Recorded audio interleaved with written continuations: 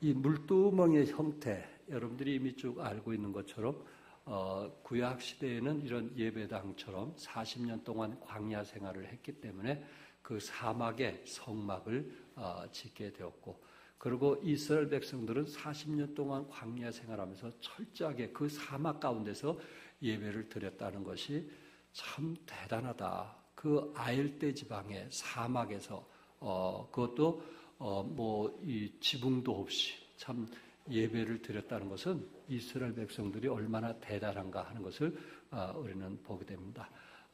그러면서 이제 제사를 드릴 때 그 번제단이 있었고, 그리고 번제단을 조금 지나면 지금 여러분이 보는 것처럼 물두멍이 있었고, 이제 이것을 지나면은 이 성소에, 지성소 안에 들어가는 하나님의 법궤가 있어서 대제사장들이 이제 그 짐승의 피를 가지고 번제단에 피를 뿌림으로써 그 죄가 용서되는 그것이 지성소 안에 있습니다. 오늘 이 시간에 이 물두멍, 보통 세수통, 또한 구약 성경의 다른 데 보면 바다라는 단어로도 사용하기도 했습니다. 우리말로는 순수하게 물을 담아 놓은 큰 통이다, 이렇게 생각하면 되겠습니다. 그래서 이 두멍이라고 하는, 물두멍, 두멍이라고 하는 것은 물을 담아두는 이런 큰 가마솥을 의미하고 있는데, 이 가마솥은 그 하나님께서 이 놋으로, 놋대야로 만들도록 했습니다. 저도 어렸을 때 이 놋 세수대가 있었던 걸 제가 기억하거든요. 놋으로 만든 세수대. 그래가지고 이 놋대야로, 놋 세수대에서 세수하던 기억이 납니다. 그때 당시 그렇게 비싼 걸 어떻게 그 세수대로 썼는지 저도 잘 이해가 안 되지만, 하여튼 세수대야로 써서 했던 기억이 납니다. 일본이 압제하면서 그것까지 다 뺏어갔다는 말도 있는데, 어쨌든 그 당시 놋은 참 귀하고 소중했습니다. 오늘 이 시간에 이 물두멍을 통해서 그 물두멍의 그런 의미가 뭐냐, 이미 여러분과 내가 알고 있는 것처럼 이 부살렐은 하나님께서 성막을 짓도록 감독자로 삼으셨고, 그리고 지성소와 성소에 사용되는 기물들을 만들게 되었습니다.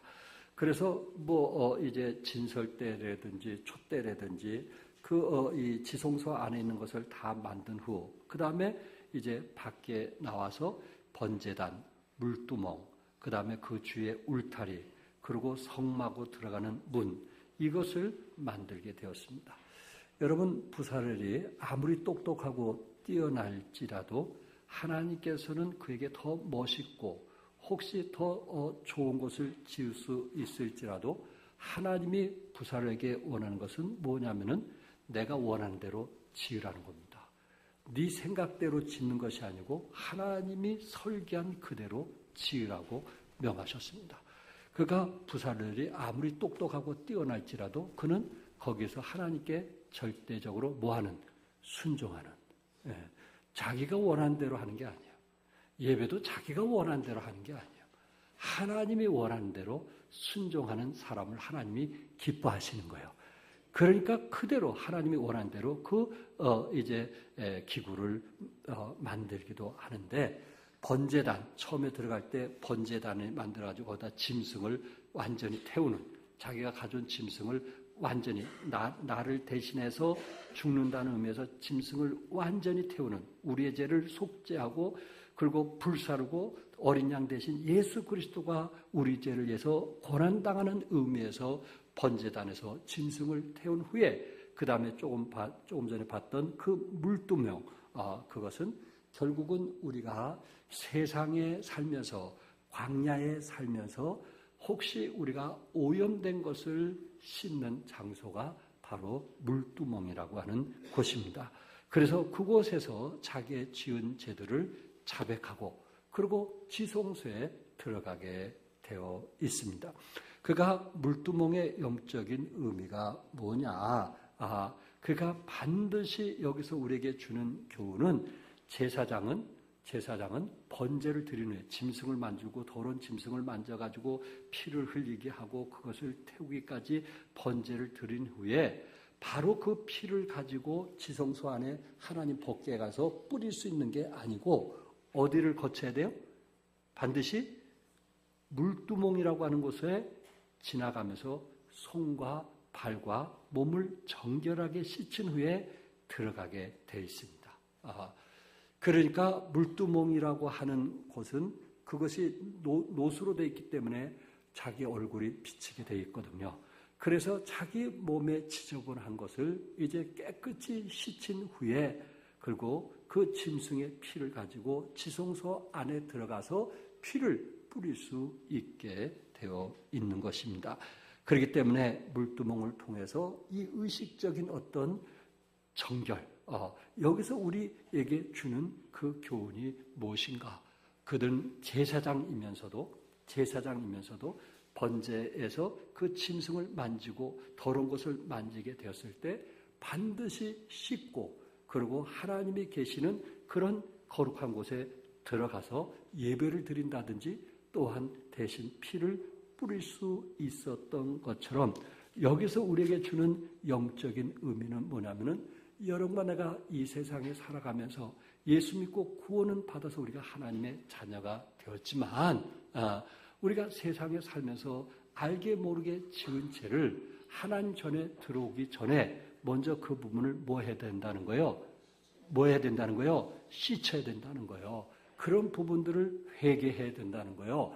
그래서 대제사장의 그 겉에 있는 손과 발을 씻고 들어가야만 되었던 것처럼 우리에게는 마음에 하나님 앞에 부끄러운 부분이 있다면은 그런 것을 토설하고 다윗처럼 자백하고 그리고 하나님 앞에 예배를 드릴 때 하나님께서 이 예배를 흠량하시고 받아주신다는 말씀입니다.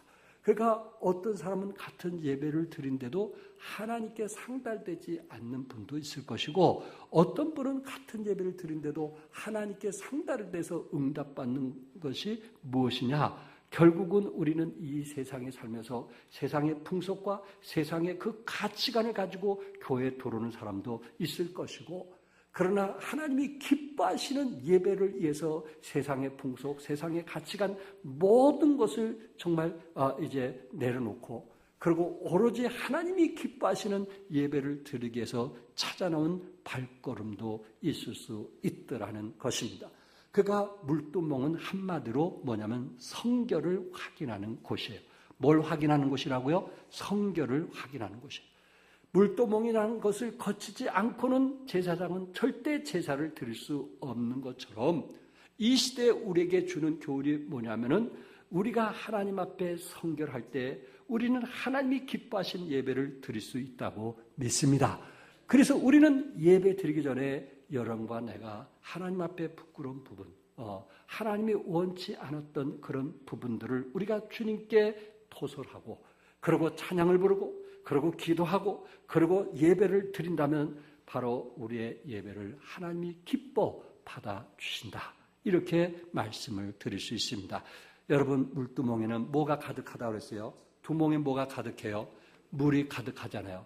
그래서 이것이 노수로 만들었기 때문에 제사장이 그 물두멍을 보면은 어디가 지저분한지 알 수 있고 그 지저분한 부분을 물로 씻어내서 성결하게 한 후에 지성소에 들어가는 것처럼 결국 물은 성경에 하나님의 말씀을 우리에게 이제 상징하고 있는데 여러분과 나는 늘 말씀을 보면서 아버지 하나님께 부끄럽고 또 오염된 거 있으면은 말씀을 통해서 씻어내시기를 바라고 그리고 하나님 앞에 신령과 진정으로 예배드리는 여러분과 내가 될 수 있기를 바랍니다. 그러니까 여러분 중생은 이례적이에요. 거듭나는 건 뭐예요? 이례적이에요. 구원은 뭐예요? 이례적이에요. 여러분과 내가 예수 믿고 구원받는 것은 한 번으로 이루어집니다. 예수 믿고 구원받는 것은 한 번, 단 한 번으로 우리는 하나님의 자녀가 될 수 있고 천국 갈 수 있는 그러한 이제 그 특혜를 얻게 되는 것입니다. 그러나 여러분과 내가 살아가면서 우리가 살아가면서 이 거룩한 성결은 이례적으로 되는 게 아니에요. 육신이 있는 한, 내 인간적인 욕심이 내 안에 있는 한 성결은 이례적으로 되는 것은 아니에요. 우리의 성화는 계속적으로 이루어지고 반복적으로 이루어져야 되는 것입니다. 그래서 여러분과 내가 이례적으로 예수 믿고 구원받아 거듭났고 중생 얻었고 그리고 새 생명을 얻었고 하늘의 시민권을 가졌을지라도 그것은 영원히 구원받은 것이지 우리 육체가 구원받은 것은 아니라는 거예요. 우리 육체는 날마다 그리스도의 형상을 담기를 우리 주님이 원하고 있는 거예요. 그러므로 말씀으로 늘 가까이 하면서 우리의 오염된 것을 늘 깨끗이 하면서 하나님 보시기에 정말 성결한 몸으로 들림받는 여러분과 내가 되기를 주님의 이름으로 축복합니다. 두 번째, 물두멍에 사용된 여인들의 거울을 우리는 보게 되는데 모세는 올리압과 부사를 통해서 성막을 짓게 했습니다. 그래서 이 성막을 짓게 되었을 때 앞으로 우리는 하나님이 원하시는 성막을 짓겠다 그렇게 이야기를 했거든요. 그리고 이스라엘 백성도 애굽에서 나와가지고 그들이 이제 가지고 있는 금, 귀고리를 해가지고 다 모아가지고 금송아지를 만들었던 거 여러분 기억하시잖아요. 그러니까 내놓을 걸 거의 다 내놨는데 여기 하나님께서 이제 모세를 통해서 뭘 지으라고 그랬어요? 성막을 지으라고 그랬어요. 이게 한 300억이 넘는 지금 환산한 돈으로 하면 그런 엄청난 돈이라고 제가 말씀을 드렸습니다. 그런데 이스라엘 백성들이 모세의 말을 듣고 하나님의 성막을 짓기 위해서 저들이 가진 것을 이제 내놓는 거예요. 어떤 사람은 금을 가져오고 어떤 사람은 은을 가져오고 어떤 사람은 동을 가져오고 어떤 사람은 보석을 가져오고 어떤 사람은 그 아주 자기가 있던 것 중에 가장 귀한 것들을 가지고 와서 하나님께 내놓는 것입니다. 그런데 이스라엘 백성 중에 해막에서 수종드는 가난한 여인들이 있었어요. 이 여인들, 가난한 여인들, 해막에서 수종을 드는 그 여인들, 대부분 이 여인들은 누구냐면은 혼자 사는 과부나 또 어렵게 사는 사람들로서 자기 몸을 바쳐서 해막에 와서 봉사하는 사람들이에요. 그러니까 남들은 금은 보석을 갖다가 바쳐서 좋을지 모르겠지만은 이분은 원체 가난한 여인들로서 해막에서 성전의 일을 돕는 그런 사람들이다 보니까 대체적으로 가진 게 없어요. 자기도 먹고 살기에 아주 힘든 그러한 여인들이었어요.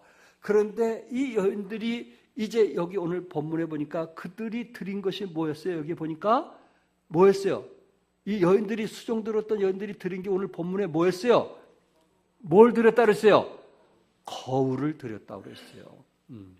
그래서 한두 사람이 내가 가진 것은 거울뿐이 없다. 그래서 거울을 갖다 드리니까 여기에 수종들었던 그 많은 여인들이 자기네들도 이 사람 저 사람 해가지고 거울을 이제 하나님께 드려서 그것을 갖고 물두멍, 녹그릇을 만드는 것을 보게 됩니다.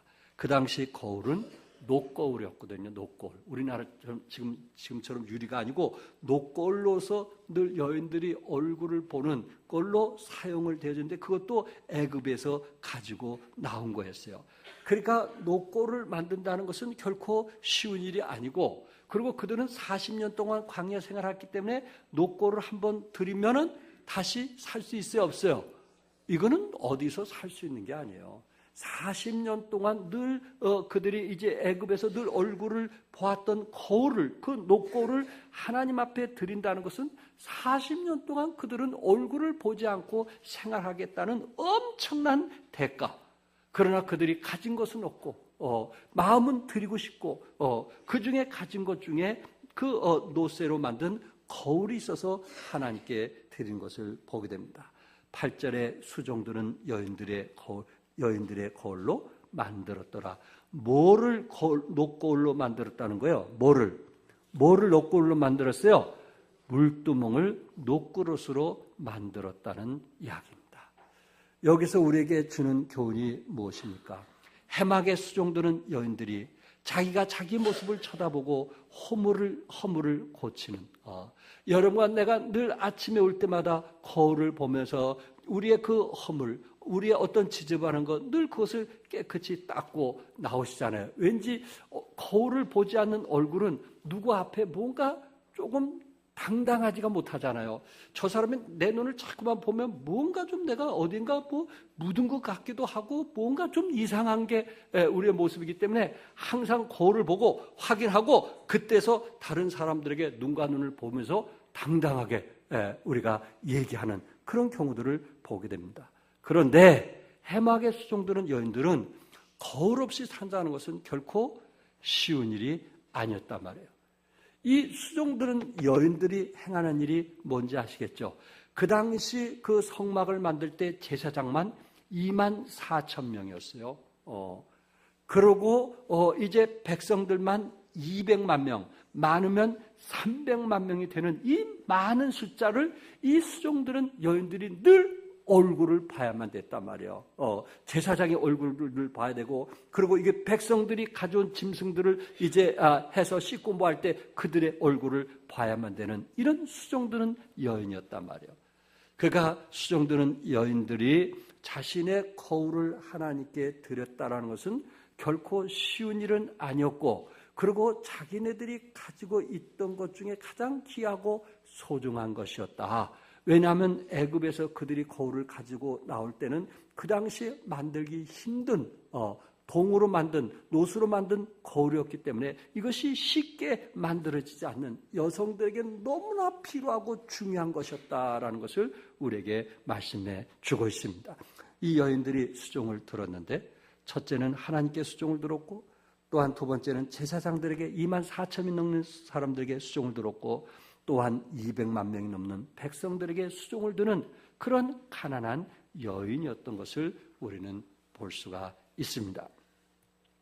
이들은 자기가 가진 가장 소중한 것, 없어서는 안 될 가장 소중한 것, 어느 여인이라든지 누구든지 하나는 꼭 가지고 있는 이제 그 거울을 참 하나님께 바쳐서 물두멍을 만들었다는 것은 얼마나 대단한 건가. 이들은 기쁜 마음으로, 이들은 즐거운 마음으로 확실하게 하나님 앞에 또한 제사장들에게 또한 백성들에게 기쁨으로 수종을 들었던 아름다운 여인의 모습을 우리는 보게 됩니다. 어느 왕이 병으로 죽게 되었을 때 그 왕이 가장 충성스럽게 생각했던 신하에게 이렇게 얘기합니다. 자네, 나 대신 죽을 수 있겠는가?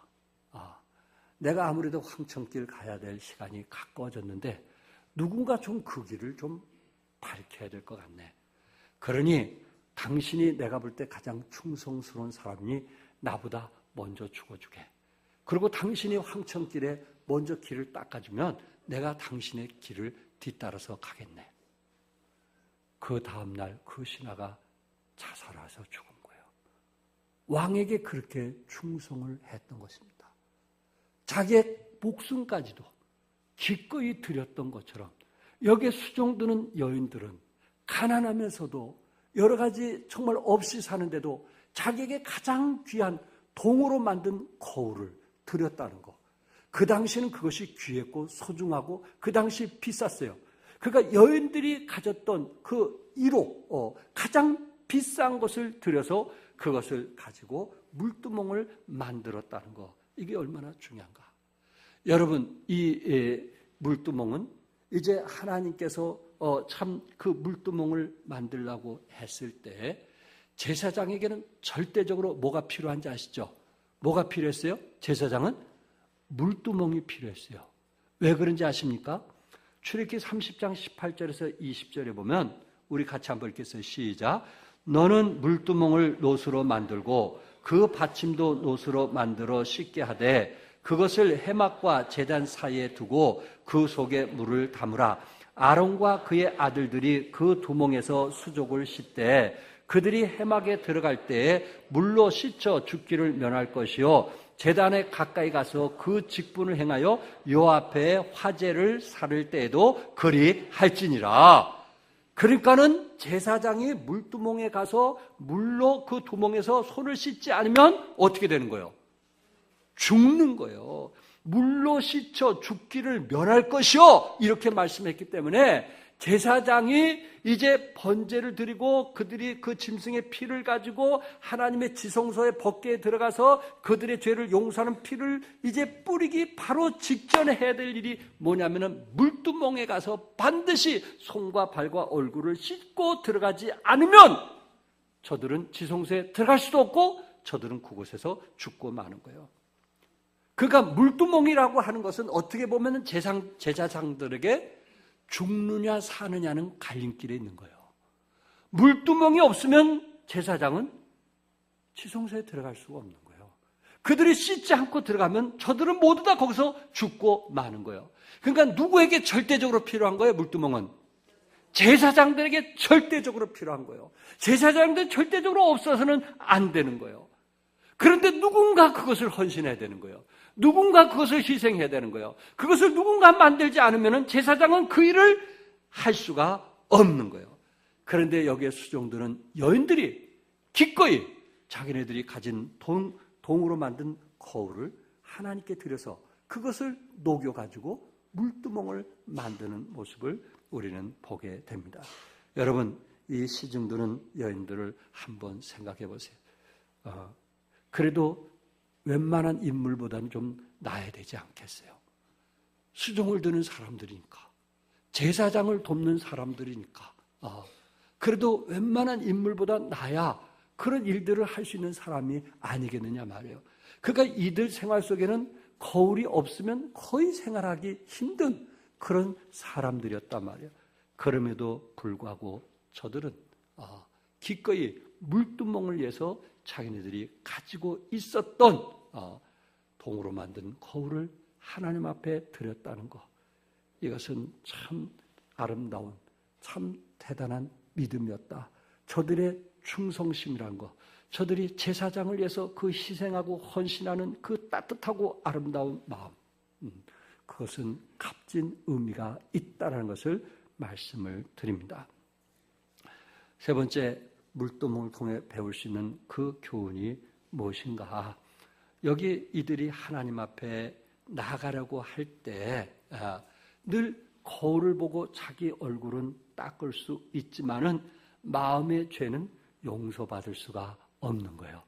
그가 그 거울을 포기하고 자기 거울, 율법과 같은 거울을 내려놓고 그것을 하나님께 드려서 물두멍이 만들어질 때 그 물두멍에서 저들이 얼굴을 바라보고 그 물로 씻게 되었을 때 저들이 죄사함을 받게 되고, 그리고 저들은 하나님의 자녀가 될 수 있는 축복이 물두멍 안에 있음을 믿으시기 바랍니다. 그러니까 저들이 원하는 거울을, 동으로 만든 거울을 갖고 있는 한 저들은 겉에 그 어떤 지저분한 것은 늘 깨끗할 수 있지만은 마음의 죄는 치료가 안 되는 거예요.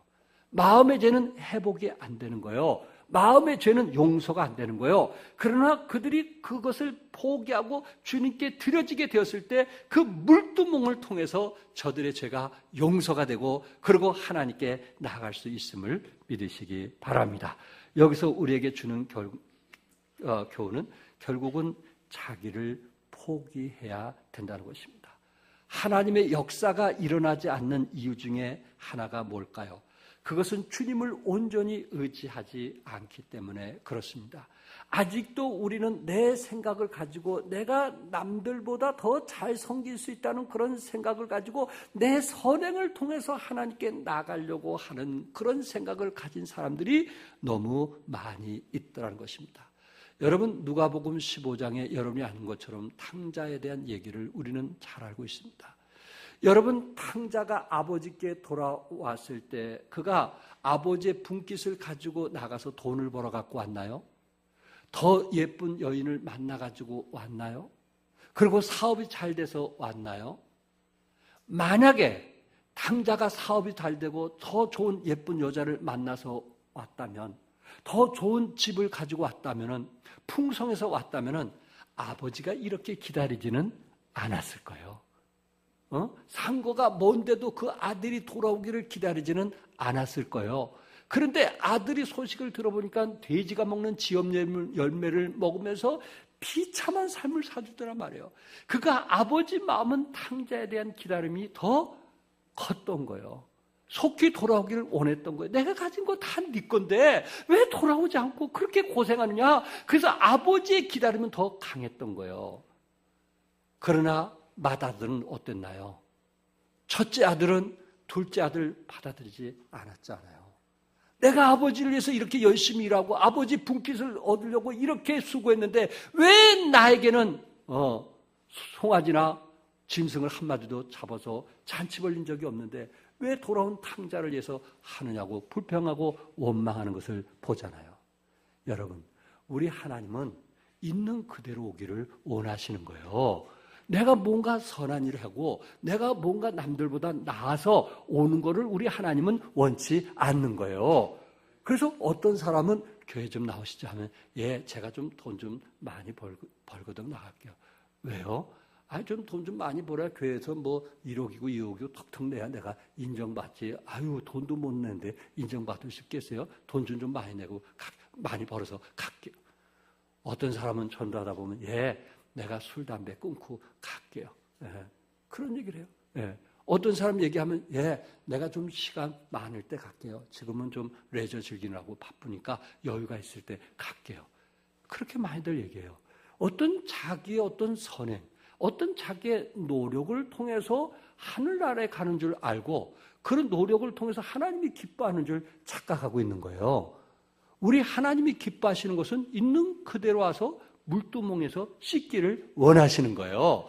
나 자신을 내려놓고 나 아무것도 할 수 없다고 내려놓고 주님께 찾아오는 그런 하나님의 사람들을 원하는 거지, 내가 뭔가 남들보다 조금 번다고 조금 잘났다고 뛰어났다고 해가지고 나를 과시하고 오는 그런 사람들은 아예 우리 주님은 원치 않는 거예요. 우리 예수님은 의원들도 건강한 사람은 필요가 없고 병든 자라 필요한 것처럼 우리 주님은 아파하고 힘들어하고 주님 없이는 살아갈 수 없는 그런 사람들을 우리 하나님은 필요로 하고 있는 거예요. 그래서 물두멍에 와서 항상 자신이 부족하다는 것을 알고 그리고 손과 발과 머리를 씻으려고 하는 그런 사람은 하나님이 지성소 안에 들어가서 예배를 드릴 수 있는 특권을 허락해 주는 거예요. 여러분, 오늘 이 시간에 우리가 잘나서 온 것 아닙니다. 우리는 예배가 너무 기쁘고 예배가 즐겁고 예배가 행복하고 나 같은 죄인을 구원했다는 그 사실이 너무 기뻐서 이곳에 함께 나온 줄 믿습니다. 그래서 우리는 나를 내려놓는, 자기를 포기하는 것이 필요하다는 거예요. 그리고 물두멍에는 이 규격이 없는 것이 두 가지가 있는데 촛대와 물두멍, 이 두 가지는 규격이 없어요. 다른 것은 성경이 몇 미터 까지도 아주 세세하게 말뚝 하나까지도 몇 미터 또 그 길이까지도 몇 미터 정확하게 얘기했는데 이 물두멍만큼은 길이가 없는 거예요. 그가 그 당시 그 세워졌던 길을 보니까 한 1.2m가 되더라고요. 그 당시. 그런데 이것은 원래 설계에서는 그 길이가 지름 길이가 없는 거예요. 다른 건 다 길이가 있는데 물두멍만큼은 길이가 없는 거예요. 그래서 아까 물두멍을 다른 말로 바다라고 했어요. 무한하게 넓어질 수 있는 거예요. 누구에 의해서? 수종드는 여인들이 노거울을 더 많이 가져오면 물두멍은 더 커지는 거고, 저들이 적게 가져오면 물두멍은 작아지는 거예요. 이것은 수종드는 여인에 의해서 결정하는 거예요. 그가 물두멍은 무한하게 뭐 할 수 있어요? 커질 수도 있고 물은 무한하게 당겨질 수 있다는 의미가 우리에게 주는 교훈이 무엇일까요? 하나님께서는 여러분과 나를 용서하되 무한히 용서함을 믿으시기 바랍니다. 어떠한 죄도 용서함을 믿으시기 바랍니다. 바늘을 훔쳤던, 소를 훔쳤던, 살인을 했던, 어떠한 죄를 지었던 우리가 물두멍에 와서 씻을 때 하나님은 그 물로서 우리의 죄가 용서됨을 믿으시기 바랍니다. 그것이 십자가 달리신 예수 그리스도의 보혈 아니겠느냐 하는 이야기예요. 마태복음 18장에 보면은 베드로가 예수님께 묻습니다. 주여, 형제가 내게 죄를 범하면 몇 번이나 용서하여 주리까? 7번까지 하리까? 그 당시 율법은 유대인들은 3번까지는 용서한다 그래요. 3세번, 우리나라도 3세번. 3번까지는 용서하는 게 그 당시의 법이었어요. 그러니까 베드로는 예수님에게 조금 잘난 척하려고 몇 번까지 용서해도 되겠습니까? 했어요. 7번까지 용서해도 되겠습니까? 이 정도면 칭찬받겠다고 생각을 한 거예요. 근데 예수님이 7번씩 몇 번? 70번, 490번까지 같은 죄를 490번까지 용서하라는 거예요. 그것은 무한하게 용서하라는 거예요. 어떤 죄를 졌든지 내가 너희를 용서한 것처럼 너희도 용서하라고 주님께서 말씀하는 거예요. 우리는 주님 안에 들어올 때 규격이 없어요. 무한해요. 어떤 죄를 져도 우리 주님은 용서해 주시고 하나님의 자녀로 인쳐주시고 우리를 축복하심을 믿으시기 바랍니다. 그것이 물두멍을 통해서 우리에게 주는 교훈입니다. 한 예를 들고 저는 마치려고 합니다. 잃어버린 삶의 조각들이라고 하는 책을 쓴 리 이젤이라고 하는 자매가 있습니다. 이 리 이젤이라고 하는 자매는 이제 영적으로 성장하면서 그가 이 책을 쓰면서 하나님께서 조각을 이제 끼워 맞췄다라는 의미에서 퍼즐을 맞춘 것처럼 조각을 끼워 맞췄다는 그런 의미에서 책을 썼습니다. 이 자매는 그 집안에서 딸만 5이었어요. 그 중에 셋째 딸이었어요. 셋째 딸이 책을 쓴 거예요. 근데 아버지는 늘 알코올 중독자였어요. 매일 밤마다 들어오면은 아내를 때리고 그리고 딸들을 때리는 거예요. 거기에 좀 아들이 하나 있었으면 좀 아버지를 좀 막을 수 있는 힘이 있었을 건데 거기에 참 딸들만 있어가지고 힘이 없는 거예요. 늘 아버지가 술을 마시고 때리면 거기서 다들 맞아야만 되는, 어머니부터 시작해서 5딸이 계속 맞고 살아야만 되는 그런 상황이었어요. 그리고 이 아버지가 나체 그림을 좋아하는 거예요. 집마다 방에 들어와서 늘 나체 그림을 그리면서 아주 혐오한, 정말 이 세상에서 있어서는 안 될 그러한 아버지를 이제 모시면서 살게 되었어요. 너무 힘들고 어려운 거예요. 근데 이 학생은 아직도 고등학생이라 아버지의 도움이 필요했어요. 어머니와 또한 언니들은 미리 다른 데 가서 아버지를 떠나서 너무 힘들어서 떠나서 살게 되었고, 이 딸은 이제 고등학교 졸업할 때까지 아버지 곁에서 그 많은 어려움을 당해야만 되었던 것입니다. 이가 결국은 이제 방황하고 힘들어하다가 빌레그램 목사님의 메시지를 통해서 예수님을 개인의 구세주로 영접을 하게 되었습니다.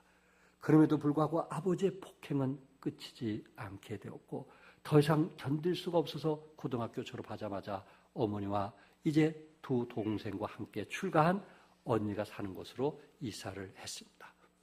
그러면서 거기서 취직을 했는데 좀 자리를 잡았는데 그 회사에 물건을 운반하던 남자에게 성폭행을 당하게 됐어요.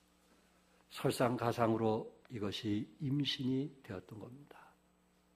참 아버지에게 받은 상처, 또 새로운 삶을 시작하는, 이제 고등학교 졸업하고 새로운 인생을 시작하는 그에게 너무 엄청난 상처와 아픔을 당하게 된 겁니다. 그럴 때마다 하나님 살아계십니까? 하나님 정말 존재하십니까? 그렇게 늘 하나님을 원망하면서 살았어요. 뱃속의 아이는 자라고 산딸은 가까워서 할 수 없이 어머니에게 얘기했더니 어머니가 네 아버지도 그런데 너도 그렇게 해서 어떻게 자식을 가졌냐고 하면서 나무라는 거예요. 더 이상 견딜 수가 없어서 그는 어머니 곁을 뛰쳐나오게 됐어요. 산딸이 갖고 와서 결국 기독교 가정에 입양을 시키고, 그러고 혼자서 이제 열심히 살면서 슬픔과 좌절을 딛고 일어나면서 하나님을 의지하면서 살았습니다. 결국 그는 유명한 작품과 그리고 이제 그 주위의 모든 사람들에게, 이웃과 어려운 사람들에게 봉사를 하면서 아주 참 열심히 행복하게 살다가 헬이라고 하는 형제를 만나서 이제 건강한 가정을 이루면서 살게 되었습니다. 그런데 20년의 세월이 흘렀는데 어느 날 편지 한 장이 왔어요. 자기가 고등학교 시절에 이제 고등학교 졸업하고 딸을 낳는데 그 딸이 17살이 돼가지고 결혼을 해서 3살 된 딸을 가진 거예요. 그러면서 그 딸이 어머니를 찾는 거예요. 내가 이런 어머니를 찾습니다. 17살이 돼가지고 이제 3살 된 딸을 가진 엄마로서 자기 엄마를 찾기 시작하는 것입니다. 양부모 밑에서 성장을 했는데 너무 아름답게 성장했고, 그리고 부부가 신앙생활을 너무 잘하고 너무 예쁘게 성장했어요. 그래서 어느 날 그 딸을 만나면서 교제하면서 그 고통 중에 하나님께서 내가 잃었다고 남에게 준 그 딸이 이렇게 예쁘게 성장한 모습을 보면서 그가 잃어버린 삶의 뭐라고요? 조각들이라 라는 책을 쓰게 된 겁니다. 그 책자 속에서 6가지 조각을 얘기했는데, 첫 번째 조각은 항복. 내가 하나님 말씀을 통해서 예수 믿게 됐을 때 나는 모든 것을 내려놓았다. 두 번째는 하나님께 위탁. 내가 힘들고 어릴 때마다 내가 하나님을 의지할 수밖에 없었다. 그리고 세 번째 조각은 용서. 내 아버지, 또 나를 이제 내 몸을 성폭해간 그 남자 용서하게 되었다. 그리고 네 번째 조각은 내가 하나님께 신임받고 있다는 확신. 하나님이 나를 지금도 쓰시고 있구나, 나를 필요로 하고 있구나 라고 하는 확신. 다섯 번째 조각은 하나님을 향한 감사. 하나님, 내가 참 이렇게 살았지만은 내 딸을 남에게 맡겼는데 이렇게 건강하게 자라고 좋은 남편 만나고 또한 이렇게 손주를 볼 수 있게 돼서 감사하다고 하면서 하나님을 향한 감사. 그리고 여섯 번째 조각은 고통에는 뜻이 있다. 고통에는 뭐가 있다고요? 뜻이 있다 하면서 그 6가지 조각이 퍼즐을 맞춘 것처럼 딱 맞추고 보니까 하나님께 영광을 돌리게 되더라는 거예요. 그것을, 이 조각을 맞추기까지 그의 고백이 뭐냐면 20년이 걸렸다는 거예요. 그 중간중간 하나님이 왜 이렇게 할 수밖에 없었는가? 왜 나는 이런 알코올 중독자의 아버지를 만날 수밖에 없었는가? 늘 원망하고 불평했지만은 그의 삶이 주님 때문에 행복하고 건강하면서 좋은 남편 만나고 그리고 자기 그 낳은 딸을 만나게 되었을 때 결국 하나님께서 이렇게 조각을 맞추기 위해서 하셨구나. 20년 만에 그는 깨달았다는 것입니다. 그래서 그는 이런 글을 쓰고 있습니다. 나의 딸 줄리아와의 만남 속에 17살 된 딸을 만난 거죠. 당긴 하나님의 뜻은 무엇이었을까요? 우리 모두는 살아가면서 문제로 인해 고통을 받습니다. 그 상처 가운데 분노하기도 하고 나의 고통에 어떤 하나님의 뜻이 있는가를 찾기도 합니다. 그런데 내 생활을 돌이켜볼 때 하나님은 나의 문제를 통해 하나님께 더 가까이 나가는 복의 문이 되게 하셨습니다. 그리고 지금도 나와 나의 고통의 경험을 사용하셔서 상처받은 영혼들을 위해 봉사하게 하십니다. 이미 예정되어 있는 몇 달간의 일정들을 생각해 봅니다. 여러 선교단체, 여성교회 설교 약속들, 그리고 매일같이 라디오 방송 설교가 있습니다. 내 방송을 듣는 청취자들은 누구든 간에 모두 삶의 상처로 고통을 받고 있습니다. 이혼의 상처, 질병의 문제, 경제적인 좌절 등 삶의 고통의 제목은 끝이 없을 것입니다. 그리고 하나님이 그 빈 곳을 어떻게 채우실까, 어떻게 인도해 주실까 하고 당혹해 했던 날들을 되돌아 보았습니다. 그리고 내 딸 줄리와의 만남이 바로 내 삶에 잃어버렸던 원래 조각이 제자들이 찾아 돌아왔다는 것을 의미한다는 사실을 깨닫게 되었습니다. 나는 인생들이 당하는 부당한 사건들과 고통을 단순하게 생각하라고 말하는 것이 결코 아닙니다. 쉬운 해결책은 없습니다. 나도 내 자신의 문제를 이해하는 데 20년이라는 시간이 걸렸습니다. 그러나 확실히 아는 것은 우리가 내 자신의 고통의 이유를 모른다 하더라도 그 고통 가운데서 하나님의 평강이 우리를 지켜주신다는 사실입니다. 이는 나의 상처는 흉터만 남아있을 뿐입니다. 하나님이 완전히 치료해 주셨기 때문입니다. 그리고 지금은 내가 고통 중에 있을 때 허락해 주신 그 위로와 평강을 다른 사람들과 나누며 살고 있습니다. 나는 어떤 고통스러운 인생도 하나님께 돌아오기만 하면 하나님이 합력하여 선을 이루신다는 사실을 깊이 체험했습니다. 사랑하는 성도 여러분, 수종드는 여인이 거울을 더 이상 바라보지 아니하고 이제 물두멍으로 자신 것이 드어졌을 때, 하나님만 바라보고 살아갔을 때 그 안에 소망이 있었던 것처럼 여러분과 나도 나의 거울이 아닌, 동으로 만든 비싼 거울이 아닌 그것까지도 하나님께 드려져서 물두멍이 되어서 하나님과의 만남을 통해서 하나님의 축복이 여러분 가정에 함께 하시길 주님의 이름으로 축복합니다. 기도하겠습니다.